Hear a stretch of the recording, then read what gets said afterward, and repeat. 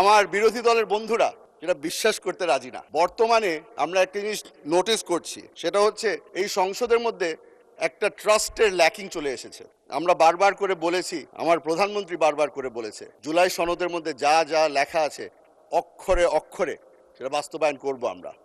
তবে আমার বিরোধী দলের বন্ধুরা যেটা বিশ্বাস করতে রাজি না। হয়তো এত বছর নির্যাতিত হওয়ার কারণে তারা এখন আর কাউকে বিশ্বাস করে না। তবে আমি বলে রাখি, আপনারা যেভাবে করে 17 বছর নির্যাতিত হয়েছিলেন, আমরা এখানে যারা উপস্থিত আছি আমরা সকলেই নির্যাতিত হয়েছিলাম। আপনারা যেভাবে করে এখানে সংসদ সদস্য আছে যে আয়না ঘরে অনেক বছর ছিলেন, আমিও সেই একই আয়না ঘরে 7 মাস হয়ে এসেছি। বেশ লম্বা জার্নি ছিল আয়নাঘর থেকে এই সংসদ পর্যন্ত। আশা করি আমার উপরে তারা ভরসা রাখবে। আশা করি যারা যারা এখানে নির্যাতিত, যারা এখনো এই গুমের শিকার, যারা এখনো প্রিয়জনকে ফিরে পায়নি, তাদের উপরে ওনারা ভরসা রাখবেন। তেলের ভোগান্তিতে ক্লান্ত? এখনই কিনুন রাইডো, এক চার্জে চলুন 100 কিলোমিটার পর্যন্ত। আমরা একটা নতুন জিনিস দেখতে পেলাম।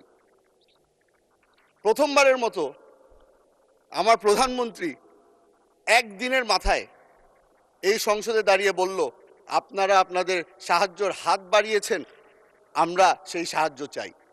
সঙ্গে সঙ্গে কমিটি গঠন করে দেওয়া হলো। এই ন্যাশনাল এবং ইন্টারন্যাশনাল ক্রাইসিসের মধ্যে আমরা তাদের সাহায্য কামনা করি এবং যেহেতু তারা সাহায্য করতে চেয়েছে আমরা তাদেরকে ধন্যবাদ জানাই।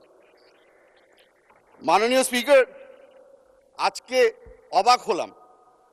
আমি একটি প্রোগ্রামে গিয়েছিলাম যেখানে এই মানবাধিকার নিয়ে অনেকক্ষণ ধরে কথাবার্তা হচ্ছিল। সেখানে আমাকে বলা হলো যে এই মানবাধিকারের যেই অর্ডিন্যান্সটা ছিল সেটা ল্যাপস হয়ে গেছে, কেন হলো? সেখানে জবাব দিয়ে এসেছি যে মানবাধিকারের যেই অর্ডিন্যান্স ল্যাপস হয়েছে সেটা একটা দুর্বল অর্ডিন্যান্স ছিল। শক্তিশালী বিল আকারে আমরা এখানে একটি নতুন বিল প্রস্তাব করব। আশা করি তারা ভরসা রাখবে যে যেই ব্যক্তি 7 মাস টর্চার হয়েছে সেই ব্যক্তি তাদেরকে মিথ্যা কথা বলছে না, অসৎ কথা বলছে না। মাননীয় স্পিকার, আমরা গত 2 মাস ধরে চেষ্টা করেছি এই সংসদে দাঁড়িয়ে তাদের যেই ভরসা আছে সেটা যেন আমাদের পক্ষে নিয়ে আসতে পারি। আশা করছি সামনের মাস যেগুলি যাবে, আস্তে আস্তে করে তারা আমাদের উপরে ভরসা রাখা শুরু করবে।